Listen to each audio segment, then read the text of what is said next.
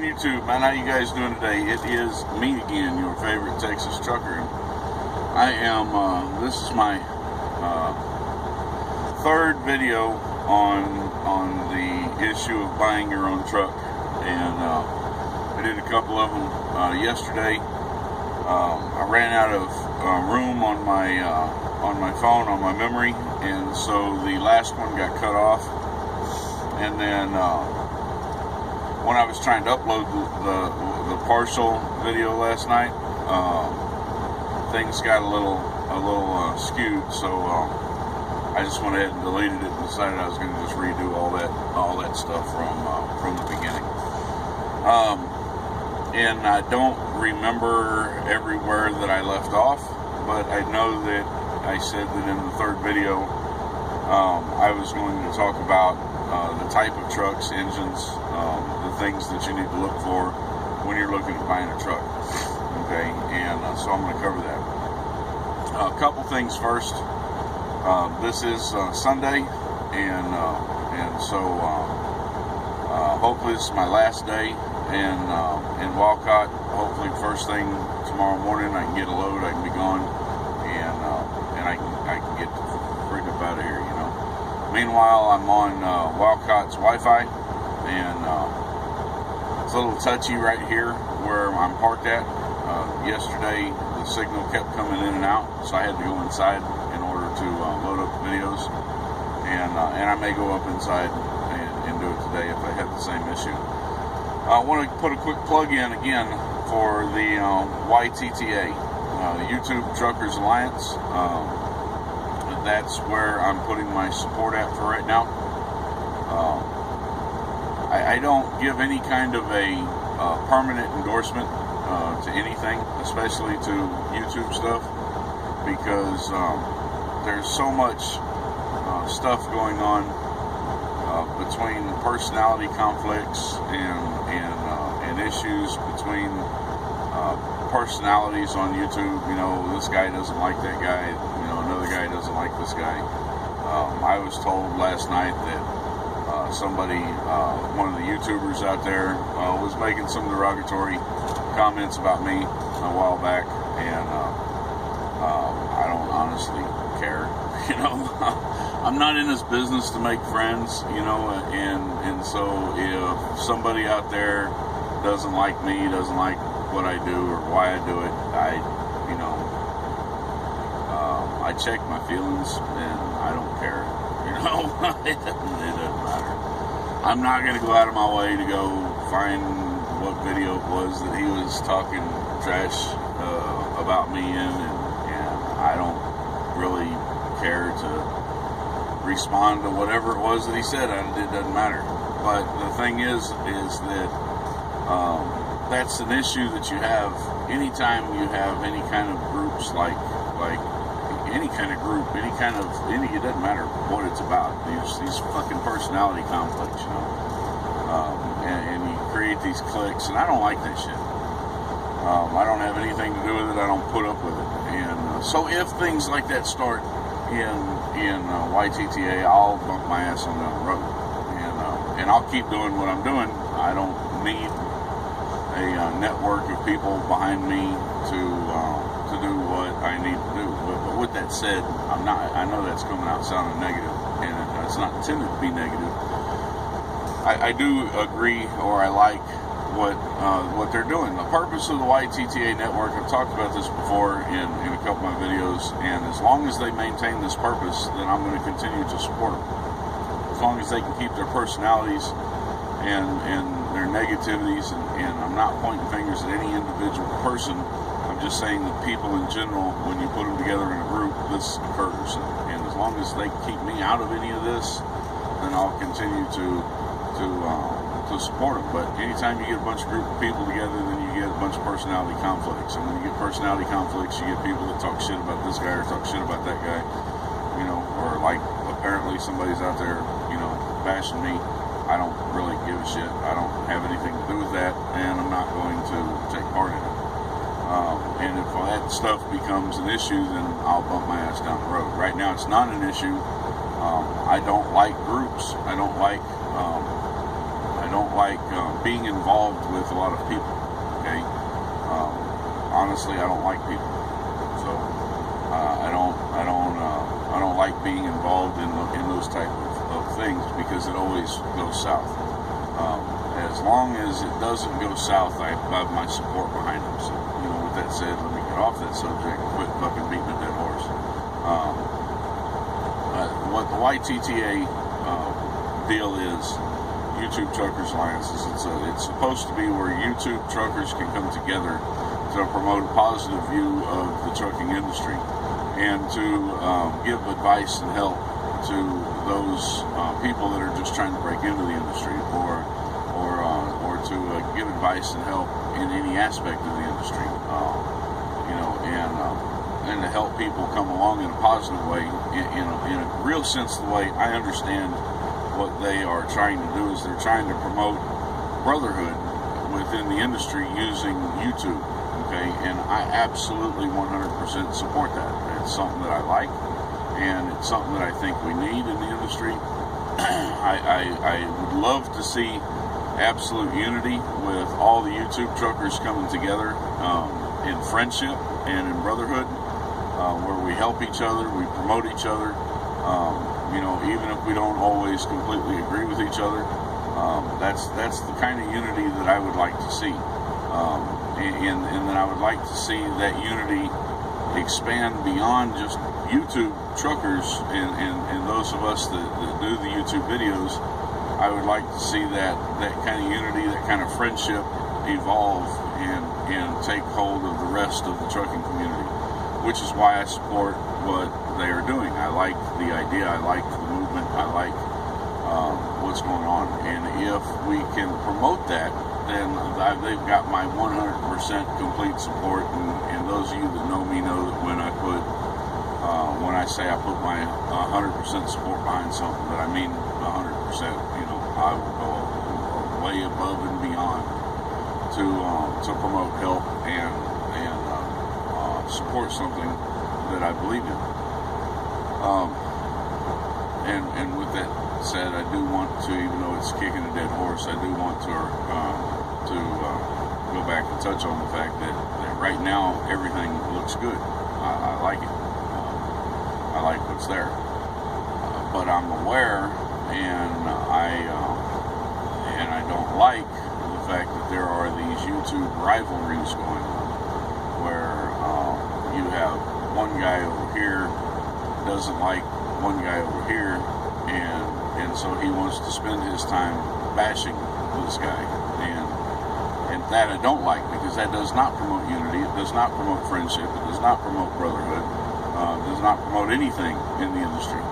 And and as a YouTuber, I understand that one guy may feel like, well, this guy said something I don't like, he stands on a view that I don't support, so I have to jump in there and I have to interject myself, and I don't do that. I don't like it. I don't take part in it. So if and or when that kind of thing starts, then I will be doing a video telling you that I removed my support from the group, because I don't believe in what they're doing right now. And I just want to make that clear. You know what I'm saying? Because a while back, a couple of years ago, when I first started YouTube, I tried to get in and not promote unity so much as to jump on board and be part of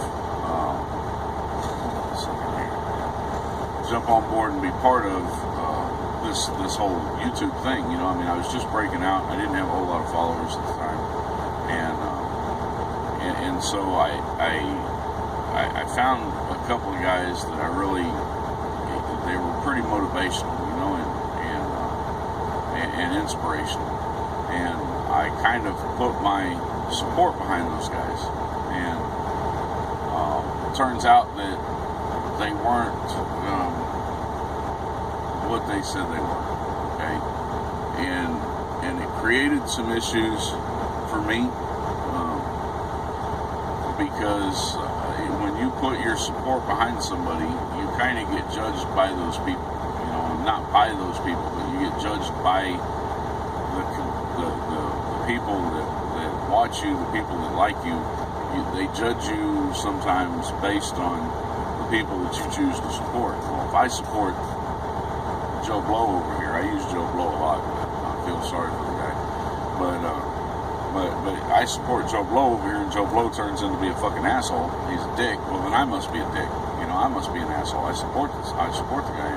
So now I'm really reluctant to put my support behind anybody. I'm really reluctant to stand up and say, you know, I like anybody. But I really do like the mission behind YTTA. And so I'm going to be mentioning YTTA quite a bit. I suggest if you are on Facebook that you go to the YTTA, type in YTTA affiliates, YTTA network, join the pages. A lot of YouTubers on there. A lot of the guys are very good. A lot of good informational stuff. And so for right now, we support them. Alright, so I've wasted fucking 10 minutes of the video with all this stuff. Before I get into, I'm probably going to break this down into 2 more videos. So this is just a really long subject on buying your own truck. And so before I begin, I want to address a question in one of the previous videos. Damon Moore was watching one of the videos last night in which I was talking about lease purchase and buying your own truck, and everybody knows, everybody that's known me, this isn't a new stance for me. I've always been very negative towards lease purchase. And Damon Moore asked me, he said, why did you choose against going with CRST Malone lease purchase? You know, and he asked, was it because there was something wrong with CRST Malone, or was it because you know, you just wanted to finance your own truck? And it warrants an explanation. Okay, I kind of gave a short explanation or a short answer to his question in the comment section. And if you read comments, then you may have already seen this. A lot of people, they look at these videos and they don't comment, they don't read comments, and so you may not have seen it.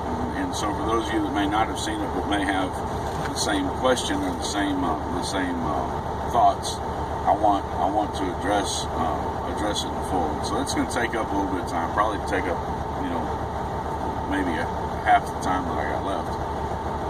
But the deal is that I've got to give you a little bit of backstory, because the deal is that before, when I was in the Army in 1985 to 88, I drove trucks. All right, and it's not what I went into the Army for. I didn't go into the Army as a truck driver, but that's what I ended up doing. The unit that I was in, they needed truck drivers, and so I cross-trained over, and I started driving trucks, and I started driving a 5-ton dump truck, and so that's what I initially drove. And it had a conversion in it to turn it into a troop carrier, and I used it for both purposes. I'd carry troops with it, and I'd go back and I would haul dirt and sand for the engineers. And then later, they needed some drivers for a 920, and so they were hauling containers on a flatbed with a 920. And so I went through a little bit more kind of on-the-job type training, and I started driving the 920, and I drove the 920 for most of the rest of the time that I was in the Army. Occasionally I drive a doosnap, occasionally I drive a 5-ton, but most of the time I drove a 920, and it was a Vietnam era truck, and so I spent, in the 3 years that I was in the Army, I probably spent 2.5 of them driving trucks, and out of those 2.5 years, probably but closer to 2 years of it was driving that M920, and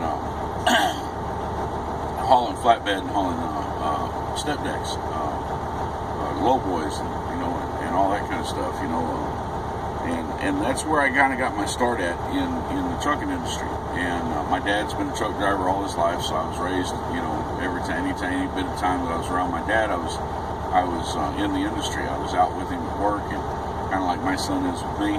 You know, and I was kind of raised in the industry, along with all the problems and all the deals associated with it. Well, I got out of the Army, and I was going to go through truck driving school, and I was going to go to Florida. And there was two parts to the school. I had to do part of the school at Fort Hood, Texas, because I was doing it before I got out. I had to do part of the training at Fort Hood, Texas, and I completed all that. The second part of the training, I was supposed to go to Florida, and I was supposed to do the driving portion of the training, and back then you had to have a chauffeur's license. I would have had my chauffeur's license.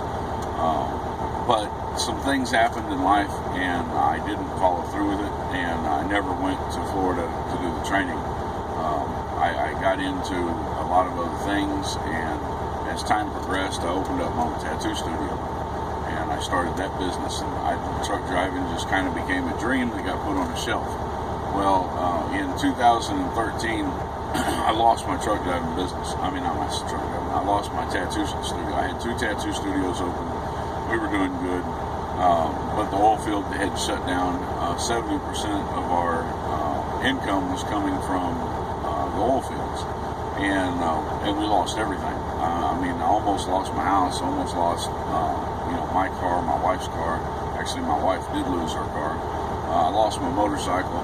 I mean, I just about lost everything. And I was doing everything I could to hold on to what I had left. And my credit was ruined. It was absolutely destroyed. And so I made a decision to go back to trucking. I went through a truck driving school with a big name company, and a relatively big name company, kind of a small big name company. I went through a truck driving school, and I started doing these videos. I started doing this. Okay. So with that background information, the most important information out of that is that I had prior experience driving trucks, and I come from a truck driving family, so I've got kind of some of the preconceived ideas that my dad instilled in me, and on top of that, I had an absolutely destroyed credit record that I'm still trying to pay off. I mean, I'm trying to pay those debts off. It's going to take years for me to clear all that stuff up, and I'm trying to pay it off. The bottom line is that my credit is destroyed. My credit still isn't worth shit, and so I'm gonna kind of block off some of this light here. Man, hold up a second. Let's see if we can keep a little bit of light. There's just too much light coming in here. I got my curtain up, and let's deal with that, man. So when it came time for me to progress from the company job where I was at to become an owner-operator, I was looking at things, and I did not feel that I had established enough credit or repaired enough credit, and I felt like there were too many negatives on my credit for me to have any chance of getting financed by anybody. I just didn't feel like it was a possibility. And so I started researching lease purchase options, and I spent a good 6 months deep in research about lease purchase. And CRST Malone, one of the things that I've got friends over at CRST Malone, and I had friends over at CRST Malone at this time. And so I had an inside view, and I was able to look at their settlements. I was able to see what they were paying. I was able to see,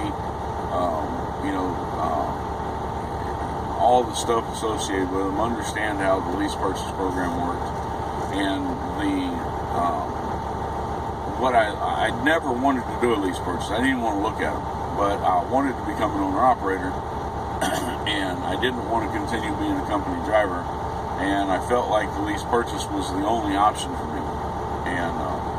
And so I was leaning towards CRST Malone because I could have the truck paid off, and looking at the things that some friends of mine were doing, I could have the truck paid off in about 2 years. And so for me, if I was going to take a lease purchase option, then for me, the lease purchase option that best fit my plan and what I wanted to do was an option that allowed me to have the truck paid off in the fastest time possible. And out of all the lease purchase options that I was able to find, CRST Malone stood apart in the fact that a lot of these guys that I was talking to were able to pay off their trucks in less than 2 years. Okay, and that was very appealing to me. So I was going to go with CRST Malone, and I was very close to pulling the trigger on that. There was another truck company or another company I was going to go with, and that was Trucks For You. And Trucks For You is another company that it's located out of Oklahoma, in Muskogee, Oklahoma. Muskogee, however you pronounce it. Anyway, and they were appealing to me because they could get you could get your truck paid off with them in just a couple of years. But as I was looking into Trucks For You, one of the things that they did is I talked to them at one point, and then I went back and talked to them about 3 months later. And in that 3 month period of time, they changed what they were doing and how they were doing it. And it looks like I'm looking at the video at the timer on the video, and it looks like this is all we're going to get to talk about this time. So no big deal. We'll just do another video here in a little bit once I explain all this. And so they had changed their whole process, and now instead of being able to pay your truck off in 2 years, they weren't doing lease purchases on old trucks anymore. They were getting all brand new trucks, which means that you were locked into a 4 or 5 year contract. And before that, what they were doing is they were buying up any used truck that anybody was selling, kind of like a used car lot. And so there was a wide variety of trucks. I mean, if you like Freightliner, you go in there, you can find a Freightliner. You like Kenworth, you go in there and you find a Kenworth, And if they didn't have something you liked, you could wait a couple of weeks or tell them what you were looking for, and they might be able to find you something. And that was appealing to me, because I could have my pick of truck, and it'd be an older truck, and I could still get it paid off, in a couple of years. But they changed that, and they went from doing that to doing a contract with, I want to say it was Freightliner, and so they got all the same type of trucks, and they were all 2015 or 2013 model trucks, whatever. This would have been 2014, anyway. They were all brand new model trucks, whatever damn year it was. And I didn't like that option. I didn't want to get stuck into a 4 or 5 year contract on this truck in order to own it. And so I kind of discarded that option. And the same reason I didn't go with ATS. I was going to go with ATS also on I think it's Anderson Trucking Systems. They do flatbed, oversized stuff like that. I was going to go with them also because they've got a pretty nice program. But again, they were all brand new trucks, and I would have had to be locked into a contract, and so I didn't want to go there. Two things, and we'll get to this when we're talking about what kind of truck to look for, if I can ever get to the subject and quit getting sidetracked. All right, two things. First is that I did not want a new truck. I knew beyond a shadow of doubt that I did not want a new truck. All right, and the reason that I didn't want a new truck was because I don't like the DEF system. I don't like the emissions crap that are on the trucks. You've got EGR, SCR, DPF, DEF. All that bullshit fucks your truck up, and I don't like it. I don't want it. I don't have any intentions of going to California. I don't like California. I don't have any intentions of ever going there, and I don't run up in New York where idling is illegal, so I don't really give a shit about going up there. Having a brand new truck and a clean idle truck, I'm not interested in that. I don't care. I don't want it. And so with CRST Malone, I had to take one of those type of trucks, but I could have got it paid off in 2 years. I don't like their gold trucks. I just don't like them. So my plan with CRST Malone was to go down there, get the truck paid off as fast as I could get the truck paid off, take it straight down to a car lot or a truck lot, trade it in on the truck that I want. And that's what I was going to do. But as I got closer to making this decision, a friend of mine told me about a place in North Fort Worth, and he told me about a place called Best Used Trucks. Eddie Walker. He told me, he said, just call up there and talk to Eddie Walker and explain to Eddie Walker what your situation is, and Eddie Walker will work with you. And I told him no. there ain't no chance in me getting financed. My credit is shot. There's no chance in it happening. And so why would I call down there and talk to the guy when I already know in advance that he ain't going to do it? And I'm just a stubborn asshole sometimes, And so anyway, I just kind of ignored the guy. And then, a month or so later, two other guys that I know that run local in the Weatherford, not Weatherford, but the Fort Worth, Dallas area, they told me the same thing. They were like, man, if you really want to get into a truck, go down there and talk to Eddie Walker at Best Used Trucks. Eddie Walker will work with you. He's a good guy. Don't lie to him. Go in there and tell him straight up what happened and why your credit's shot. And, if you've got a down payment, he'll work on it. Well, at this time, I had about $13,000 in the bank. And so I had a little bit of money. I had saved up all that money working for Millis, and I had close to $13,000. And so I decided one day, I got home, I was real frustrated with Millis. Millis was going in a direction that I didn't like. They were doing some things and coming out with some policies and said some things that kind of ticked me off. And I decided that it was time for me to go ahead and make a move and do something different before things went south. Because that's just I really pay attention to the things that are going on wherever I'm at, and if I see that things are starting to head south, then I bail before they get there, and I go ahead and go a different direction. I don't job hop. I've been at Triple C for going on 2 years now, but at the same time I pay attention, and if I don't like some things that are going on, then I will take my ass somewhere else. And that's what the situation was. There were 2 or 3 things going on, and a couple things that have been said by the people that run Millis that I didn't like, and so I knew that it was time for me to go ahead and take the step. So I went down and I got a hold of Eddie Walker at Best Used Trucks, and I called him up and I told him, I said, my credit's shot. I really don't think there's any opportunity of me getting financed through you at all. But I've got friends that say that you're a really good guy and suggested that I come down there and I talk to you and I see it. So I said, man, this is what my credit score is right now. I said, is there any chance that you can finance me? Is it even worth me looking at? He told me, he said, well, I'll tell you what. He said, fill out an application and come down here and talk to me. And so I said, all right, well, I'm going to be home in a couple of days. I'll come down here and I'll talk to you.